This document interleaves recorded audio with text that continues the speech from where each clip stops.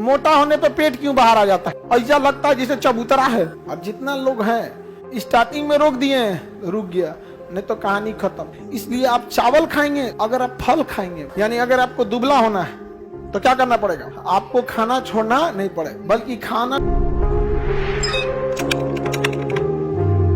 मोटा होने पे पेट क्यों बाहर आ जाता है? तो हमको देख के तो नहीं बोल रहा ही। हाँ, देखिए होता क्या है, समझिए। जब आपको कोई पैसा दे, सपोज कीजिए अगर आपको कोई 100 रुपया दिया या 500 रुपया, 1000 रुपया दिया, आप कहाँ खोपड़िया पर रखते हैं? हाँ, कान में मोड़ के रखते हैं, मुंह में, कहाँ, जेब में, पैकेट में, जेब में या पर्स में रखते हैं। तो आपके पास एक्स्ट्रा स्टोर करने का कोई फिक्स जगह है ना? हाँ, बस अगर धक्का-धक खाइएगा ना तो कोशिका कहेगा कि रे बैला इतना ग्लूकोज नहीं चाहिए, तो फैट कहेगा हम जमा कर लेते हैं। ये व्रत भी रहता है, कभी कभी इमरजेंसी में काम आएगा। तो यही जगह मिलता है, यही फैट वा पूरा क्या करता है, जमा कर देता है। और जब ये पूरा जमा हो जाएगा ना तो इधरिया स्टोर करेगा और फिर इधरिया करेगा। यहाँ चूड़ीदार पैजामा बना देता है, देखिए पूरा लच्छादार जमा कर देता है यहाँ, एकदम ऐसा लगता है जैसे चबूतरा है। समझ में आ गया कि नहीं? पूरा भयंकर बना देता है, चबूतरा बना देता है। और खाओ धक्का धक, समझ में गया? उसका क्या इलाज है? कम खाइए, ज्यादा मेहनत कीजिए, ताकि आपकी ऊर्जा की जरूरत ग्लूकोज से नहीं बल्कि उस जमा हुए फैट को गला के हो सके, जमा हुए फैट को गला के हो सके। समझ में आ गया कि नहीं आ गया? कितना सिंपल है ये सब। महिलाओं में फैट ज्यादा होता है, रीजन भी है, महिलाएं फिजिकल एक्टिविटी बहुत कम करती हैं। आप अपने घर में देखिए, मान के चलिए कि आपके पिताजी हैं और माताजी हैं। माताजी का काम छोटे से एरिया में रहता है, घर में आना जाना, फिजिकल एक्टिविटी कम रहता है। पिताजी खाली बहरवे रहते हैं। उनका न्योता में जाएंगे तो इधर चल जाएंगे, उधर चल जाएंगे, कहीं जाके 10 आदमी का ग्रुप बना के चाय पीते रहेंगे, समझना कि नहीं आएगा, सब्जी खरीदने इधर उधर काम करते रहते हैं। तो उनके शरीर में तो ग्लूकोज जमा होता है, फैट जमा होने का मौका नहीं मिलता। अब महिलाओं के शरीर में मौका मिल जाता है, इस वजह से क्या हो जाता है, फैट क्या हो जाता है, जमा हो जाता है। और जितना लोग हैं मोटा होते हैं, स्टार्टिंग में अगर रोक दिए तो रुक गया, स्टार्टिंग में रोक दिए तो रुक गया, नहीं तो कहानी खत्म। हमारा ससुरा 82 किलो के हो गए। और हम क्या करें? हम खाना नहीं खाएंगे तो हमारे में ग्लूकोज नहीं होगा। एक रास्ता है कि अगर हम खाना नहीं खाएं तो ग्लूकोज खत्म, तो अगला नंबर किसका आएगा? वसा का। और यहां से वसा गलना चालू होगा।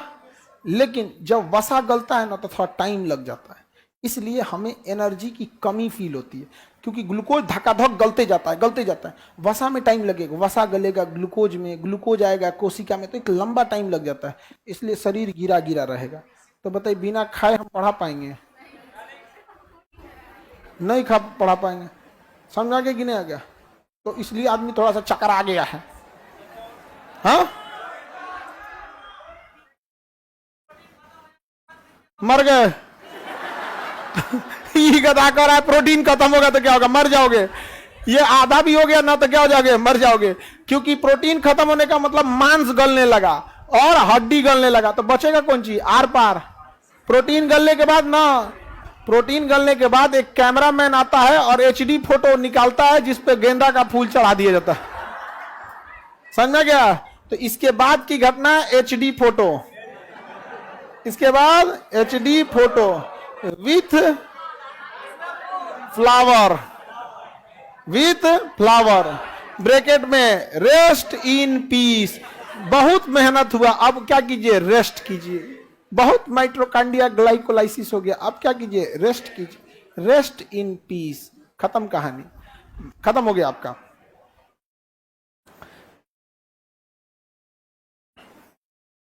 देखिए सर, मोटापे में देखिए मोटा होने का एक रास्ता है, मतलब उसको कंट्रोल करने का रास्ते में देखिए, जब हम आटा चावल खाते हैं ना तो इस ससुरा इसकी नेचर ऐसा है ना कि कुछ हिस्सा इसका ग्लूकोज में जाएगा और कुछ हिस्सा वहीं से क्या बन जाएगा, फैट। इसका नेचर ही ऐसा है, समझा गया? इसलिए आप चावल खाएंगे तो उसका कुछ हिस्सा कहाँ जाएगा, ग्लूकोज, और कुछ हिस्सा जाके जमा होने लगेगा फैट के रूप में। तो अगर आप फल खाएंगे, फल, तो फल में डायरेक्ट ग्लूकोज हो जाता है। फल को पचना बड़ा इजी होता है, खाते 6-7 घंटे के अंदर क्या बन जाता है, ग्लूकोज। तो फल अगर खाएंगे तो भले आपका पेट खाली खाली लगेगा, लेकिन ऊर्जा मिलते रहेगा। तो फल खाइएगा ना तो ज्यादा मोटे नहीं होंगे। तो हमारे यहाँ का कल्चर फल वाला है ही नहीं, हमारे यहाँ कल्चर अनाज वाला। हम फल 2 कंडीशन पे खाते हैं, या तो बीमार पड़े ना तो कोनो त्योहार है, भगवान को भोग लगा के चढ़ाया वही उतार लिया, बाकी हमारा भगवान को तनी मनी दे देता आदमी, तो वो खाएंगे क्या, वो तो एक श्रद्धा है, दे देता आदमी।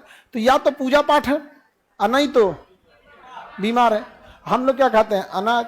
वही अंग्रेजों को देखिएगा, वेस्टर्न कल्चर, सुबह उठते वो अनाज खइबे नहीं करेगा सर, ओट्स खाएगा, पतई खाएगा, घास खाएगा, स्वीट कॉर्न खाएगा, गाजर खाएगा, हेन तेन खा के तनी मनी खा के रह गया, सो हो गया यहाँ पे, समझ गया। और हम लोग सुबह उठते 6 रोटी, रात का बचल 6 रोटी तल दो, चाय से खा लो। हम कैसे मोटाए हैं? रात का 6 गो रोटी बचल, उसको सुबेरे तल दिए और चाय ले लिए रिफाइन लगा के, और खाते रह गए। यहाँ पे वो जो तले हैं वो डायरेक्ट वसा है, वो जो तले हैं तेलवा में ना रिफाइन में, वो डायरेक्ट वसा है। तो डायरेक्ट ले गए, डेली डेली डेली डेली तनी तनी जमा होते होते होते पता नहीं चला, चकरा दिया।